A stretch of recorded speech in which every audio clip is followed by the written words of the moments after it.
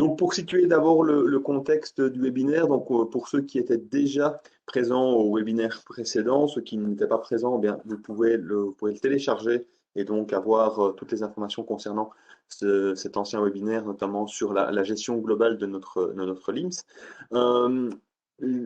Pour remettre en place le contexte, on travaille sur une base fictive, évidemment, qui n'incorpore pas de données de nos clients. On est parti sur une base d'un laboratoire qui fait des analyses dans l'agroalimentaire, donc des analyses sur des aliments.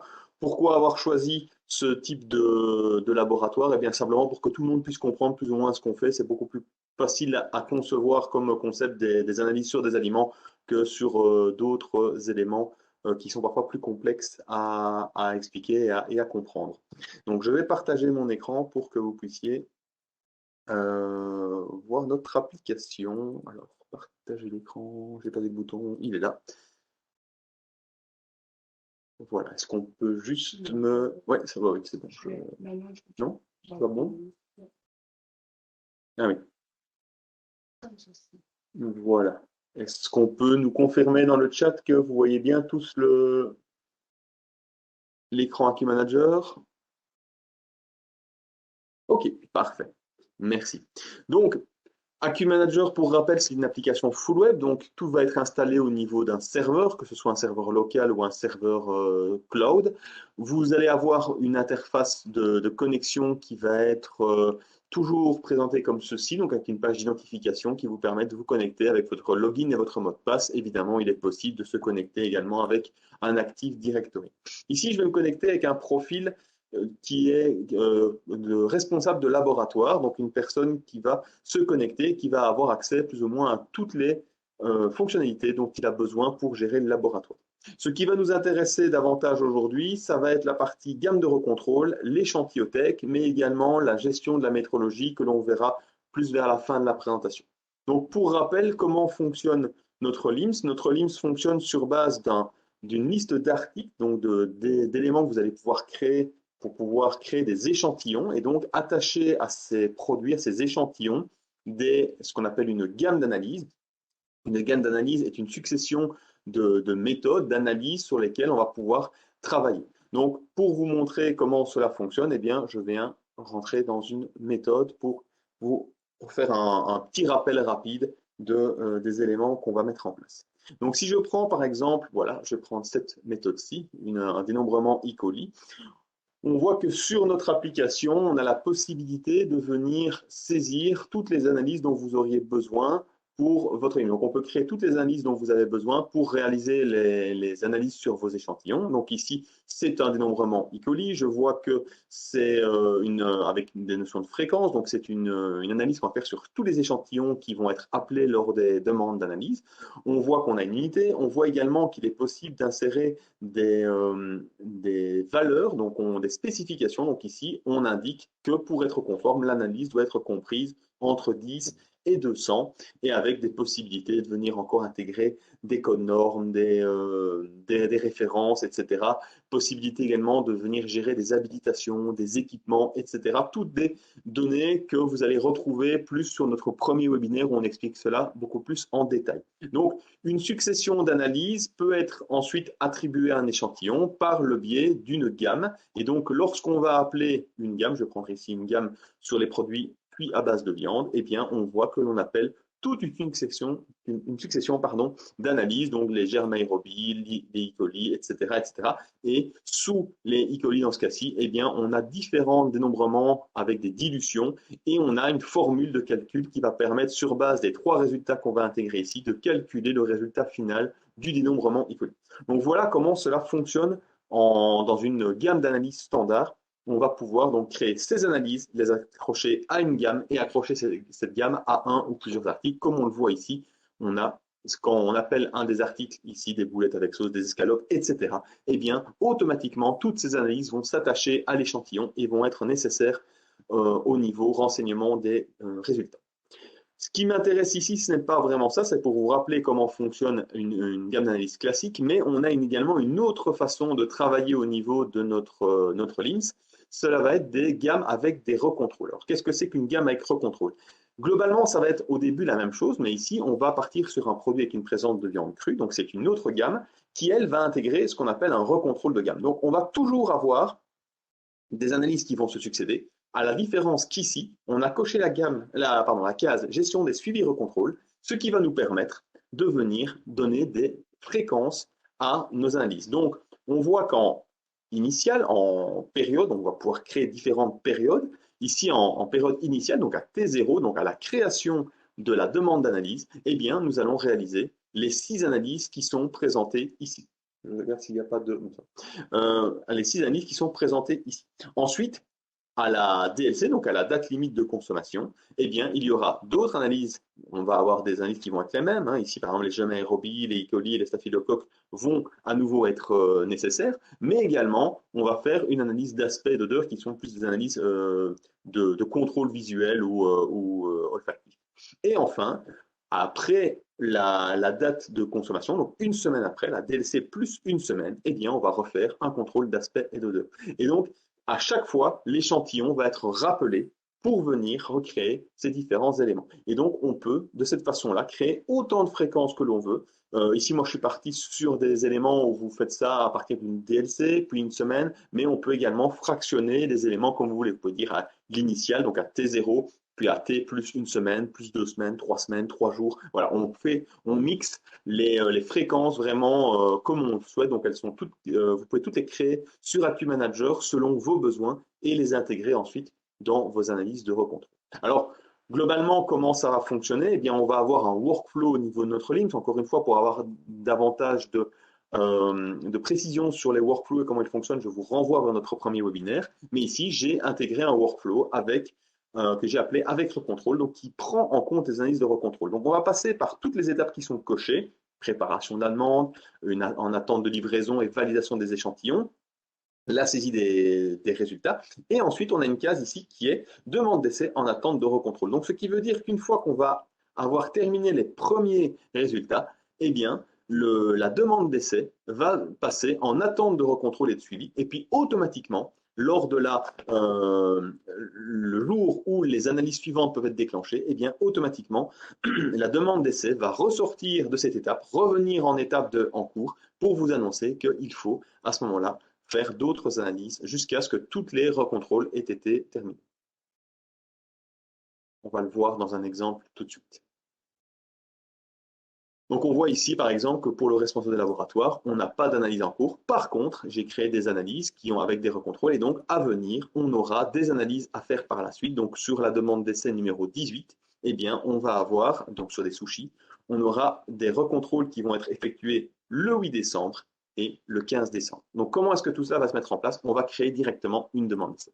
Donc là, je vais me connecter avec un profil demandeur. Donc pour rappel, il est possible dans Accu Manager de créer des profils pour des demandeurs internes, pour des clients, pour venir créer directement de nouvelles demandes. On va avoir une interface beaucoup plus simple qui va être beaucoup plus intuitive en termes de navigation pour des personnes qui n'ont pas l'habitude de travailler sur un logiciel de laboratoire. Et donc ici, je viens simplement créer une nouvelle demande. Automatiquement, je suis authentifié, donc j'ai mon nom qui apparaît ici, et ensuite je viens indiquer quel type de demande je veux réaliser, et donc je veux ici réaliser des analyses sur des produits contenant de la viande crue. Automatiquement, ça va me charger des nouveaux champs. Je vais indiquer pour quel client, ça c'est une possibilité, ce n'est pas obligatoire, mais ici je viens indiquer pour quel client je travaille. Et donc là, le logiciel va me charger tous les articles, donc tous les produits, les échantillons qui peuvent être pris en compte pour le client. Donc uniquement ceux auxquels il a accès. Donc je vais choisir, je vais reprendre des sushis. Et donc quand je vais charger l'article sushi, eh bien, il va m'appeler des caractéristiques. Donc, il est possible dans notre logiciel d'associer des caractéristiques à chaque type d'échantillon que vous allez tester pour justement venir préciser davantage l'élément. Comme ça, vous ne devez pas créer des articles uniques à chaque fois. Vous n'allez pas devoir créer tout type d'éléments. Vous pouvez partir sur des articles beaucoup plus génériques et ensuite préciser la nature de l'article au travers des caractéristiques. Évidemment, il est possible de créer des articles complets dès le départ également. Ici, donc, je vais créer une dénomination. Donc, je vais marquer, je pense, c'est un plateau de sashimi de thon. Voilà. Sashimi de thon. Je viens indiquer un code EAN, on est dans l'alimentaire, donc on va indiquer un code produit, ça c'est pas obligatoire non plus, c'est des caractéristiques que j'ai moi-même créées. Température de conservation, donc on va dire 4 degrés, et la viande principale, ici, c'est le poisson. On verra tout à l'heure, je recréerai une autre demande, et vous allez voir qu'on aura un autre élément que la viande principale, mais on verra ça plutôt en fin d'analyse. Et donc ici, je vais pouvoir sélectionner les méthodes que je viens demander lors de cette demande d'essai. On est dans un cas où les méthodes sont déjà connues par la gamme, donc je n'ai pas d'autres éléments et donc je viens dire que je veux les analyses par défaut du produit tout simplement. Donc je vais cliquer sur Ajouter et je vais enregistrer ma demande d'analyse. Voilà, au niveau du demandeur, il n'y a que ça à faire. Le demandeur n'a pas d'autres éléments à venir créer. La demande d'essai est en train de se créer. Voilà, elle est créée et on a bien le numéro 22 11 00 20. Éventuellement, le demandeur peut recevoir un mail pour lui indiquer qu'il a bien créé sa demande, etc. Ça, on l'avait déjà vu dans le webinaire précédent. Si je reviens avec mon profil de responsable de laboratoire et que je me connecte, je vois qu'ici, j'ai des gammes en gestion de recontrôle qui sont en cours. Donc, je viens cliquer sur cet élément-là. Et donc là, ici, je vais avoir deux demandes. Alors, pourquoi est-ce que j'ai deux demandes directement? Parce que j'ai les deux premières occurrences qui apparaissent. Donc, pour rappel, j'avais un T0, un T1 à la DLC et un T1, donc un T2 qui est DLC plus une semaine. Étant donné que je n'ai pas renseigné la DLC encore, eh bien, comme il ne la connaît pas, il considère qu'elle est aujourd'hui. Alors je vais corriger ceci. Donc je vais pouvoir modifier la demande qui a été créée par mon demandeur en indiquant notamment ici, on me le demande un numéro de lot, donc je vais indiquer 2022 11-22, donc pour la date du jour, et je vais indiquer l'heure qui est voilà, 10-51, ce sera mon numéro de lot. Et je vais indiquer une date d'expiration. Alors, je n'ai pas eu de date souhaitée, c'est vrai que j'aurais pu le marquer en tant que demandeur, je ne l'ai pas mis, eh bien je vais dire que c'est des analyses qui sont demandées pour le 16 décembre. La date d'expiration du produit étant au 14 décembre. 14 novembre, qu'est-ce que j'ai marqué? Oups, je me suis trompé de moi. Voilà, j'ai marqué non plutôt le 7 décembre. En faisant ceci, donc tous les autres éléments ont été rappelés, je vais enregistrer. Et ici, automatiquement, vous allez voir, hop, voilà, ma deuxième demande a disparu parce que maintenant, on a une étape le 22 du 11. On va avoir une étape le jour de la DLC que j'ai indiqué. Donc bien au 8 décembre, et la troisième étape, le 15 décembre, donc à la DLC, plus une semaine, avec chaque fois les demandes qui sont, les méthodes qui sont chaque fois associées. Donc j'ai bien reçu mes échantillons me semblent corrects. Et bien donc je vais accepter la demande d'analyse.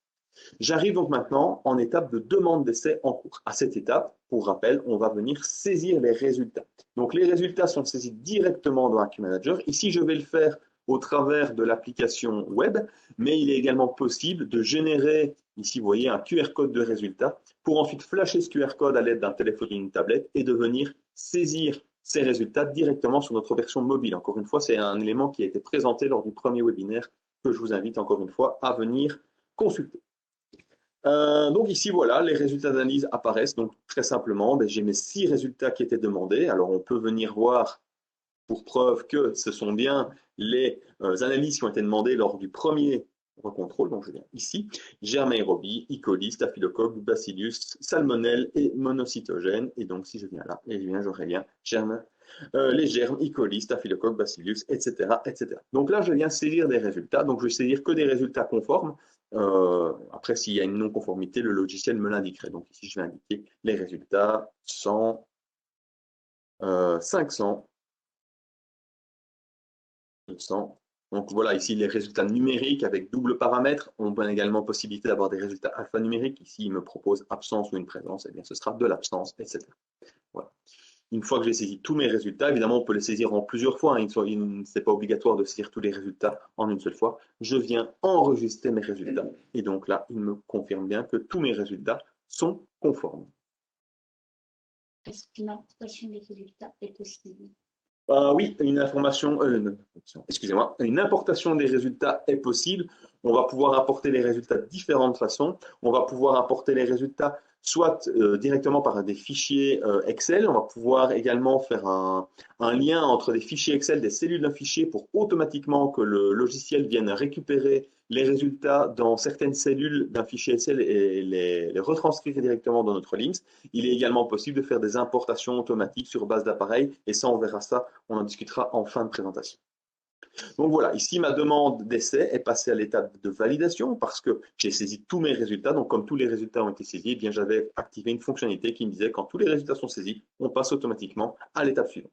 Donc à cette étape, validation des résultats, eh bien c'est là où le responsable de laboratoire doit valider les résultats qui ont été émis et peut même rajouter eh bien, un commentaire de validation. Ici, c'est moi qui les ai saisis, je n'ai pas besoin de retourner voir les résultats. Je vais marquer que à ce stade, les résultats saisis sont conformes aux spécifications du produit.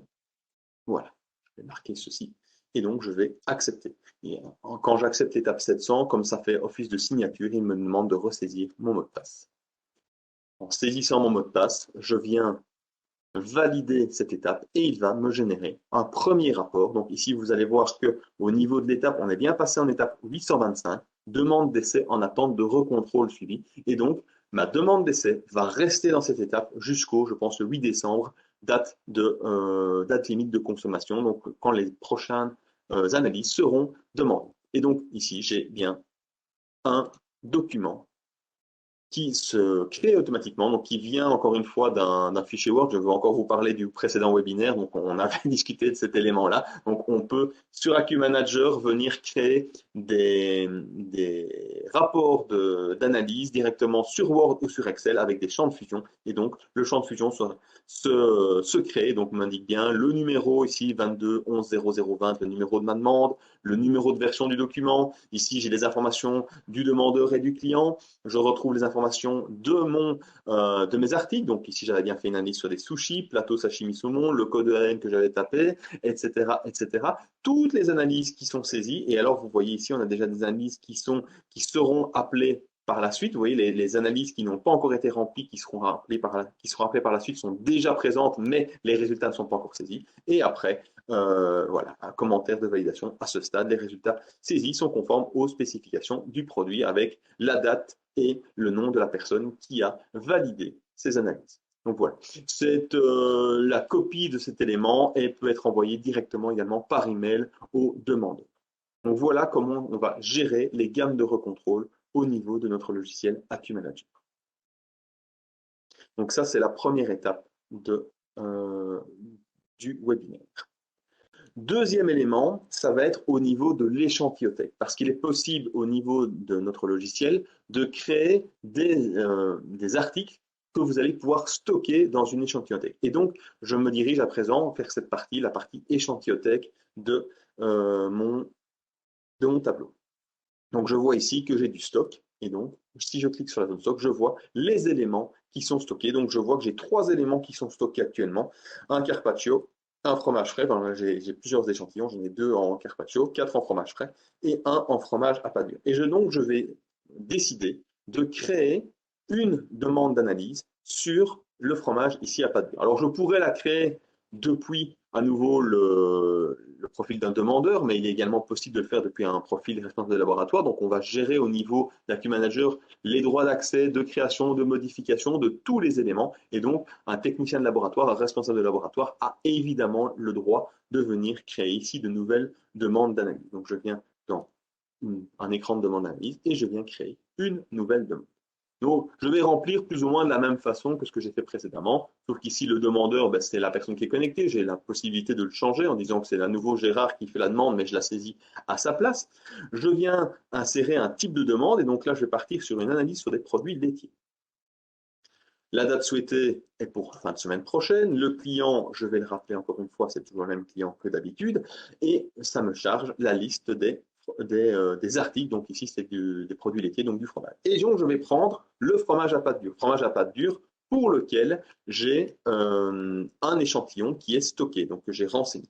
Je vais pouvoir éventuellement venir saisir mes caractéristiques, donc ça c'est toujours possible. Donc je vais l'appeler fromage type EBI, un code EAN, une température de conservation. Et alors, vous voyez ici, comme je vous disais, eh bien, je n'ai plus la catégorie viande qui apparaît parce qu'on est sur du fromage. Et donc là, j'ai remplacé la caractéristique automatiquement par provenance du lait. On va dire que c'est du lait de vache. Et donc, je vais enregistrer ma demande d'analyse. Ici, je ne suis pas forcément obligé d'indiquer une date d'expiration, ce n'est pas obligatoire. Donc, ici, à ce stade, eh bien, on me dit, par contre, il faudrait refaire des analyses sur un échantillon qui est stocké. Eh bien, je vais me diriger dans l'écran des échantillons. Donc, j'ai mon échantillon pour cette demande d'essai qui a été créée. Je vais rentrer dans l'échantillon. Et ici, je vais lui dire que les analyses seront faites sur un échantillon qui est stocké. Et donc, quand je viens ici, automatiquement, il me trouve l'échantillon qui est stocké avec son numéro de lot, sa date d'expiration, etc. Et donc là, je viens enregistrer mon échantillon. Et donc, si je reviens ici, vous voyez que mon échantillon est bien créé et associé à ma gamme d'analyse. Donc ici, encore une fois, on va refaire la même chose, mais on va venir créer les résultats. Et donc, comme j'ai un autre produit, comme ce n'est pas tout à fait le même produit que celui juste avant, eh bien, la gamme n'est pas la même. Vous voyez ici, j'ai de nouveau des monocytogènes, mais là, j'ai des entérobactéries que je n'avais pas avant, une salmonelle et des teneurs en germe à 30 degrés. Donc, vous voyez, c'est totalement différent. En fonction du produit qui est appelé, la liste des analyses n'est pas forcément la même. Donc, ici, je peux saisir des résultats, je ne peux pas saisir des résultats. Pourquoi? Je ne sais pas.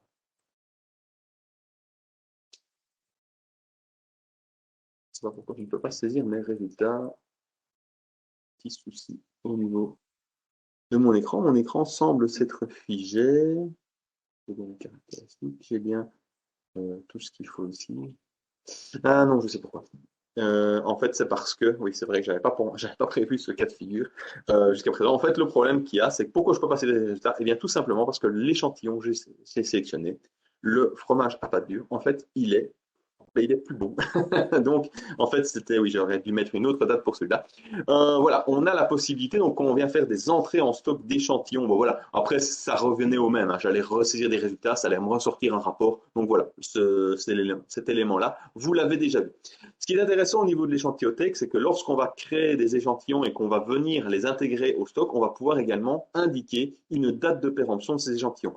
On est sur des échantillons de type aliment, donc forcément cela se périme, et donc mon échantillon pour lequel j'ai créé une demande, eh bien tout simplement, si je viens ici dans la case périmée, on va voir que cet échantillon de fromage à pâte dure, eh bien il n'est plus bon, la date d'expiration était hier, et donc le logiciel m'indique bien que dans mes échantillons qui sont stockés, j'en ai qui sont périmés, donc je pourrais les sortir de mon stock.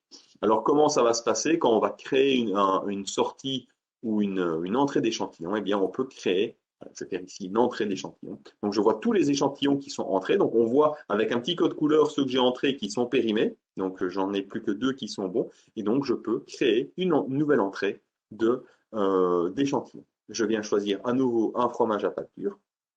Je viens indiquer une identification. Donc on va marquer un numéro de lot. On va marquer 2022. On va dire que c'est du fromage qui a été créé hier. Donc 11 10 à 11h05, 11h03, c'est très bien, 11h03. Bon, évidemment, le numéro d'identification, vous mettez ce que vous voulez, hein, c'est totalement libre au niveau du champ, c'est un champ alphanumérique, vous pouvez mettre des chiffres et des lettres sans aucun problème. Et la date d'expiration, eh bien, on va dire que c'est plus ou moins le 26 janvier 2023. Donc, au 26 janvier 2023, si j'ai encore cet échantillon-là en stock, il s'allumera en orange pour me dire qu'il est temps de le sortir. Et donc ici, je peux également indiquer dans quel magasin, donc ici c'est mes magasins, c'est mes lieux de stockage, dans un frigo, eh bien c'est dans le frigo à 4 degrés que je vais rentrer, et sur la deuxième étagère de mon frigo. Et voilà, donc maintenant, j'ai créé une nouvelle entrée, et donc j'ai un nouveau échantillon qui est stocké au niveau de mon LIMS. Donc, comme je vous disais, on peut venir faire toutes des analyses sur ces échantillons-là. Alors, les analyses, très bien, on fait des analyses sur des échantillons stockés, mais comment est-ce qu'on retrouve ces éléments-là? Eh bien, au niveau de mon stock d'échantillons stockés, si je viens voir dans le fromage à pâte dure, donc celui que j'ai utilisé au préalable, à partir de la fiche du produit de l'article, eh bien, si je viens dans Utilisation, je vois toutes les demandes d'essai sur lesquelles l'article a été appelé. Donc, je vois toutes les demandes d'essai qui ont eu lieu sur cet article et ces échantillons. Et également, par rapport à notre outil de tableau de bord, je peux retrouver facilement, donc ici vous voyez j'ai toutes mes analyses, mon suivi d'activité du laboratoire où je peux voir directement sur ma page d'accueil toutes les activités qui ont été faites au sein du laboratoire et donc j'ai la possibilité de rechercher par analyse, j'ai la possibilité de venir dire, ben, moi je veux voir tous les E. coli qui ont été faits par exemple, voilà, il me sort la liste de tous les éléments, mais je peux également rechercher par échantillon et donc là j'ai un échantillon qui a été réalisé et donc ça c'était mon fromage à pâte d'huile et donc je vois que sur cet échantillon-là, j'ai fait 50% de résultats alphanumériques, 50% de résultats numériques. Voilà les 4 analyses que j'ai réalisées dessus. Les résultats par demande d'essai sont là, je peux peut-être le mettre un petit peu plus grand. Voilà. Donc on voit les numéros de demande d'essai, on voit les analyses, on voit le résultat quand il a été saisi numérique, le résultat alphanumérique quand il a été saisi, etc. etc. Donc j'ai un véritable suivi des analyses qui ont été faites sur mes échantillons directement au sein de mon LIMS et je peux même voir l'évolution des résultats alphanumériques. Donc on voit ici que la teneur en germe à 30 degrés a tendance à diminuer. Donc on voit si je passe sur la ligne, on voit qu'on était au 14 novembre à 10 000 et qu'ensuite on est descendu vers 6 000 hier. Et au niveau des entérobactéries, on est toujours plus ou moins égal. La ligne est ici, on la voit moins. Évidemment, il est possible de gérer avec plusieurs graphes. Pareillement, pour les résultats alphanumériques, on voit que dans 100% des cas, on a des absences de salmonelle et de monocytogènes. Voilà pour la gestion des échantillons. Le troisième point à aborder au niveau de ce webinaire, ça va être la gestion de la métrologie, donc des appareils de laboratoire. Donc là, je vais me connecter avec un autre profil pour encore vous montrer une autre possibilité de naviguer au niveau de l'application. Et donc, je vais me diriger sur le profil d'un technicien de laboratoire. Donc, le technicien de laboratoire, c'est un écran qu'on avait déjà vu lors du précédent webinaire, mais on n'avait pas exploré la partie étalonnage qu'on va faire maintenant. Donc, au niveau d'AccuManager, il est possible de créer tous vos appareils de laboratoire et on va pouvoir organiser ces appareils sous forme d'une arborescence. Donc ici, j'ai mon arborescence qui présente mon laboratoire. Ensuite, dans le laboratoire, je vois que j'ai deux salles, salle 1 et salle 2, et je vais voir les appareils qui sont présentés dans les deux salles. Donc j'ai ici, je vais peut-être zoomer un petit peu, ça peut être un peu plus visible, voilà. J'ai une balance et un frigo dans la salle 1 et un autre frigo en salle 2. Évidemment, on peut créer beaucoup plus d'appareils que ceux-là, mais ça vous donne déjà une première approche et ça vous permet de voir qu'on peut déplacer, pas déplacer, on peut le déplacer aussi, mais on peut venir mettre nos appareils sous forme d'arborescence, les présenter sous forme d'arborescence et il est possible de déplacer des éléments. Donc par exemple la balance, eh bien, je décide de la passer de la salle 1 à la salle 2, eh bien, au niveau de l'application, comment ça se passe? J'attrape la ligne, je la déplace au niveau de la salle 2 et voilà, à présent, on voit bien que la balance est passée en salle 2. Sur chacun de ces éléments-là, on va pouvoir consulter éventuellement, si je viens sur la balance, eh bien, on va pouvoir venir consulter tous les éléments concernant mon appareil. Donc, on voit son nom, son numéro, on voit les différentes informations. Si j'avais des familles, des modèles, des numéros de série, je pourrais sans aucun problème les renseigner ici. On va avoir également une gestion de tout ce qui est documents joints. Donc, on va pouvoir joindre tous les documents associés à l'appareil. Donc, par exemple, ici, j'ai une photo de ma balance, mais je pourrais très bien intégrer également des fiches techniques, éventuellement d'autres éléments dont vous pourriez avoir besoin, des documents que vous voulez conserver au niveau de vos différents équipements. Pardon. Et donc ici, on va retrouver tout ce qui gravite autour de mon appareil. Donc aussi bien la fiche de vie, donc on voit toutes les opérations qui sont menées et qui seront menées dessus. Donc ici, j'ai un étalonnage mensuel interne. On va retrouver le planning métrologique de cet appareil ou de tous les appareils en général et également voir tous les déplacements d'équipements qui ont été réalisés et éventuellement les contrats de sous-traitants et la partie métrologie, donc vraiment toutes les opérations métrologiques qui vont être réalisées dessus et on va en parler directement. Donc au niveau, on peut le consulter appareil par appareil. Le plus intéressant, c'est de passer par le planning, où on va pouvoir voir la liste des interventions prévues, donc vraiment sous forme de liste, avec chaque fois l'appareil concerné, le type d'étalonnage qu'il a réalisé, etc., etc., avec si l'intervention est déjà créée avec le lien directement vers l'intervention, mais on peut également voir ça de manière beaucoup plus graphique à l'aide d'un planning d'appareil. Et donc là, on va voir, voilà, sur une période, ici c'est 6 mois, mais on peut monter plus haut, eh bien on voit toutes les opérations qui vont avoir lieu. Donc on voit que sur la balance, eh bien on a un étalonnage mensuel qui va se réaliser, comme son nom l'indique, tous les mois. Et au niveau un étalonnage annuel qui se fait chez le fournisseur, donc qui est en bleu. Donc vous voyez, le code couleur m'indique ce qui est en bleu, c'est un fournisseur, ce qui est en vert, c'est un interne, avec quand une opération est déclenchée, eh bien ça apparaît en vert plus foncé au niveau de l'écran. Il est possible également directement de replanifier ces éléments. Donc je vois ici que mon étalonnage mensuel le prochain va venir se chevaucher un petit peu avec l'étalonnage fournisseur. Eh bien je vais dire non, je vais décaler légèrement l'étalonnage fournisseur, voilà, pour avoir ces différents éléments directement l'un après l'autre dans mon planning et pas en chevauchement. Donc maintenant, je vois que j'ai une opération qui est déclarée. Comment est-ce que je viens la réaliser? Eh bien, j'ai un bouton ici que j'ai créé qui s'appelle « À réaliser ». Et donc, quand je rentre dans cet écran, je vois les opérations de métrologie qui sont en cours. Donc, cette opération, c'est un étalonnage mensuel interne et je viens rentrer dans cet étalonnage pour le réaliser. On peut avoir quelque chose de très simple. On peut cocher la case ici, dire que c'est terminé, et ça va être considéré comme terminé au niveau de l'appareil. Maintenant, on peut venir remplir vraiment un rapport d'étalonnage où on va pouvoir venir saisir éventuellement un commentaire.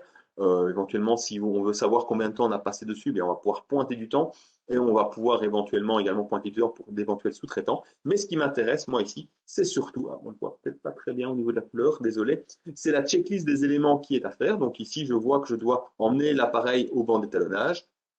C'est plus lisible quand je sais bien. Ouais. Faire les tests avec les différents poids et remettre l'appareil en place. Et donc, si je viens ici, je vois que j'ai 2 tests à faire, donc 2 mesures à réaliser. Et donc, je dois faire un test avec un poids de 1 gramme. Et donc, je vais mesurer que quand je pèse le poids de 1 gramme, mon poids fait 1 gramme, donc c'est bon. Et au niveau de mon poids de 100 grammes, je le pèse et il fait effectivement 100 grammes. Dans le cas où ces mesures n'auraient pas été bonnes, eh bien, ça peut me déclencher automatiquement une demande d'intervention pour faire appel, par exemple, à un sous-traitant pour réétalonner correctement l'appareil. Et donc, en enregistrant, il va me valider mes différentes... Ah oui, ok. Apparemment, j'ai une mesure non conforme. Vous voyez, ben voilà, j'ai une mesure non conforme. Eh bien, il me crée automatiquement une demande d'intervention au niveau du système. Donc, je vais pouvoir indiquer que mes différents éléments ont été faits. Donc, j'ai fait ça, j'ai fait ceci, j'ai fait cela. C'est très bien. J'enregistre. Et donc, maintenant, mon étalonnage est réalisé. Donc, voilà, je viens simplement dérouler mon suivi d'opération. Et une fois que j'ai terminé, je clique sur valider cette étape. Et automatiquement, sur base de la date du jour et de la fréquence qui est établie au niveau de mon ordre métrologique, eh bien, ça va me recalculer la date de la prochaine opération. Donc voilà comment ça va se faire. On a également un autre système dans notre application qui permet d'étalonner vos appareils de manière plus précise en créant vraiment une demande d'analyse sur un échantillon bien défini et donc de réaliser toute une série d'analyses comme on l'a vu précédemment avec des résultats. Et donc à ce moment-là, ça vient vraiment établir la conformité de vos appareils en laboratoire. Donc si un appareil n'est pas étalonné à temps, automatiquement son statut peut changer. Il peut être indiqué que l'appareil est en retard d'étalonnage et donc empêcher son utilisation dans le LIMS pour la saisie de résultats ou pour les différentes demandes d'analyse. Pareillement, si vous faites une opération d'étalonnage et que les résultats ne sont pas conformes, eh bien à ce moment-là, ça va également mettre un statut ne pas utiliser sur l'appareil. Par contre, si vous venez réaliser derrière une autre demande d'analyse et que les résultats sont conformes, l'appareil passe automatiquement en statut conforme.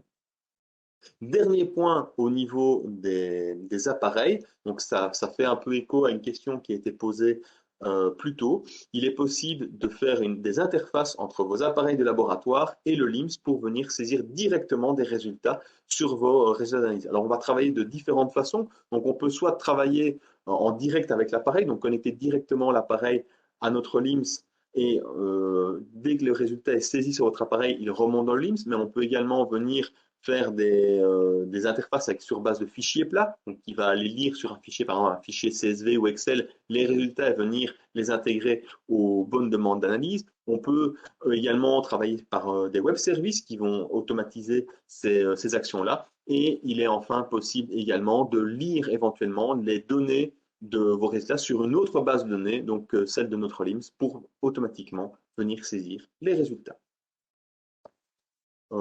Voilà, je pense que j'ai fait le tour des points qui devaient être abordés aujourd'hui. Donc, je vous propose de si vous avez des questions, de les poser directement dans le chat et on va y répondre dans quelques instants, le temps que tout le monde puisse poser ses questions.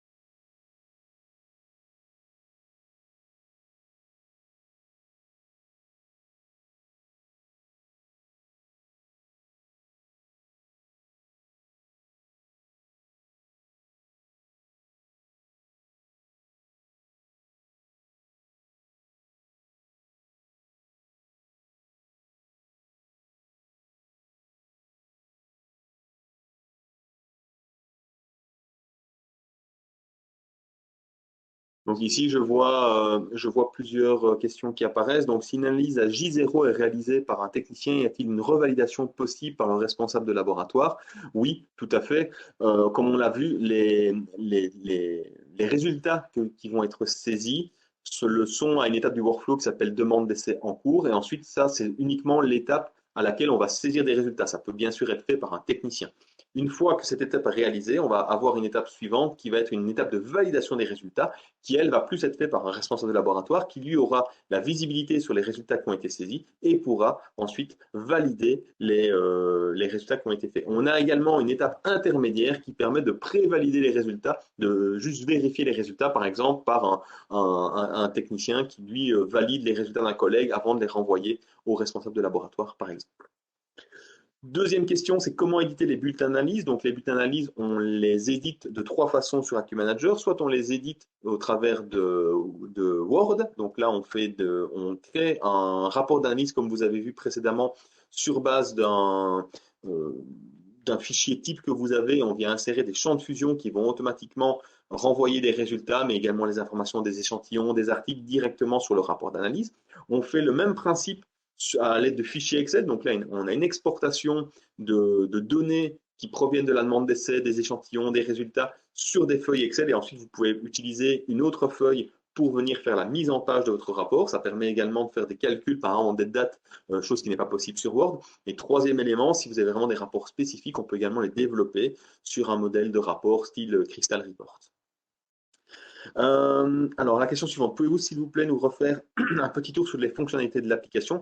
À ce moment-là, moi, ce que je propose, c'est qu'on vous fixe un rendez-vous et alors on fait un rendez-vous avec moi ou avec un collègue pour justement vous présenter de manière plus générale notre LIMS. Donc, ici, le but du webinaire, c'était vraiment de présenter les 3 points ici, mais si vous voulez d'autres informations, n'hésitez pas à demander une démo. On vous fera une démo personnalisée sans aucun problème. Alors attendez, si on sort un échantillon d'échantillotech pour envoi en sous-traitance, comment cela se passe-t-il? Les échantillons, on peut, depuis une demande d'analyse, déclarer que des analyses sont créées par des fournisseurs, donc par des sous-traitants. Et donc à ce moment-là, on envoie les résultats, le tableau de résultats directement à un sous-traitant. Et là, généralement, ce qu'on fait, c'est on établit un modèle d'exportation sur Excel. Comme ça, le sous-traitant vient saisir les résultats directement sur Excel et on les réimporte alors à travers notre LIMS depuis la feuille de résultats. Donc, comment peut-on transmettre les bulletins d'analyse aux demandeurs? Donc ça, c'est possible au travers du workflow. Donc à chaque étape de passage d'étape de workflow, il est possible d'envoyer un mail à différentes personnes. Et donc, à l'étape de validation des résultats, il est tout à fait possible d'indiquer le demandeur de la demande d'essai comme destinataire d'un email qui contient le fichier, le bulletin d'analyse, donc des résultats. Il est également possible, si on veut envoyer des résultats intermédiaires, d'envoyer des messages directement depuis l'application qui comprend une exportation des résultats à un moment T. Pour la métrologie, est-il possible de faire des cartes de contrôle? Oui, c'est tout à fait possible également. Donc ça, on peut en discuter plus en détail lors d'un rendez-vous ensemble, sans problème. C'est des scientifiques. C'est possible de définir la date de destruction d'une matière à partir de la date de péremption du dernier produit fini dont elle était utilisée. Ça, je ne comprends pas bien la question. La date de péremption du dernier produit fini a été utilisé. Généralement, ce qu'on fait, c'est à ce moment-là, on crée on crée un échantillon, on peut créer un échantillon par exemple directement depuis la production avec des interfaces. Et donc à ce moment-là, l'échantillon rentre automatiquement en stock et sa date de destruction ou de péremption est automatiquement remplie. Est-ce qu'on peut gérer le personnel du laboratoire dans le LIMS? Oui, absolument. On va pouvoir gérer toutes les personnes. On va pouvoir créer un compte utilisateur pour toutes les personnes qui doivent se connecter. On va pouvoir, pour chaque utilisateur, lui indiquer un login, un mot de passe, éventuellement des numéros de matricule. On va pouvoir gérer les droits d'accès, de possibilités de renseignement des résultats, de modification, etc. Donc, il y a toute une partie assez complète de gestion des droits des utilisateurs. Et également, on va jusqu'à gérer les habilitations du personnel pour leur permettre de saisir des résultats sur certaines analyses ou même simplement de ne pas leur afficher les analyses sur lesquelles ils n'ont pas d'habilitation. S'il vous plaît, statistiques pour assurer la fiabilité des résultats des analyses équipements. Ça, c'est des éléments qu'on peut créer à travers notre outil de tableau de bord. Donc, on a déjà présenté l'outil de tableau de bord lors de 2 précédents webinaires. Donc, on peut très bien également en discuter lors d'une prochaine démo. Donc, ça, n'hésitez pas à revenir vers nous pour demander un rendez-vous. Et non, juste la première question, si je peux valider si les analyses électroniques. Ah oui, encore une question que je n'avais pas vue. Est-ce que je peux valider des analyses et les signer électroniquement? Oui, absolument. C'est le principe de l'étape qu'on a vue tout à l'heure. Donc, je ne l'ai pas fait parce que je venais de saisir les résultats, mais en principe, encore une fois que les résultats ont été saisis, on vient les vérifier au travers de l'écran de résultats. À ce moment-là, les résultats sont figés, ne peuvent plus être modifiés. Et une fois que ceux-ci sont considérés exacts, eh bien, on vient valider l'étape. C'est à ce moment-là que j'ai intégré mon mot de passe. Est-ce qu'on peut gérer les QA/QC? Oui, mais ça, encore une fois, ça, on peut en discuter lors d'une démo sans aucun problème. Ça, c'est tous des éléments qu'on peut discuter sur le côté. C'est moins l'objet aujourd'hui, mais c'est pour ça qu'on propose des démos pour ne pas avoir quelque chose qui va fuser dans tous les sens. Donc, on va rester ici dans le cadre de ce qui est prévu au niveau de la présentation.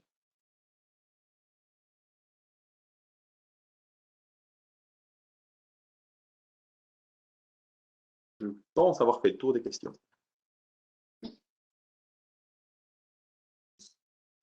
Y a-t-il un système de confidentialité des résultats? Alors oui, d'après tout ce que je comprends sur la question, il est possible au niveau des résultats quand vous exportez les résultats vers votre bulletin d'analyse, d'indiquer quels sont les résultats qui doivent y figurer. Donc si vous avez des résultats intermédiaires qui doivent rester en interne, il est tout à fait possible de les intégrer dans le LIMS, mais que par exemple le destinataire, le client final, n'ait pas accès à ces résultats. Donc ça se choisit analyse par analyse.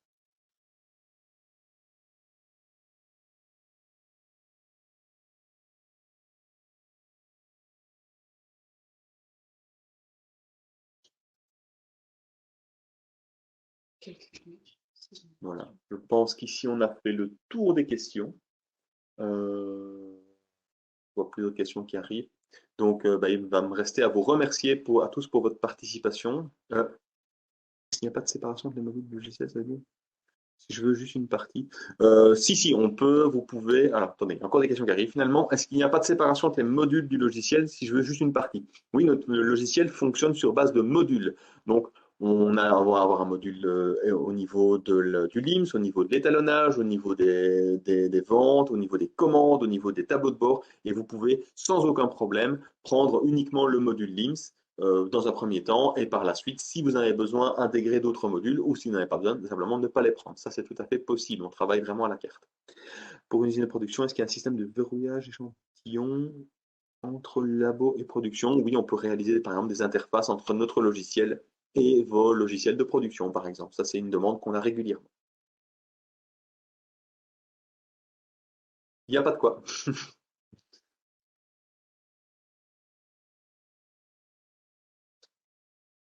Voilà. Je vois plus rien qui arrive.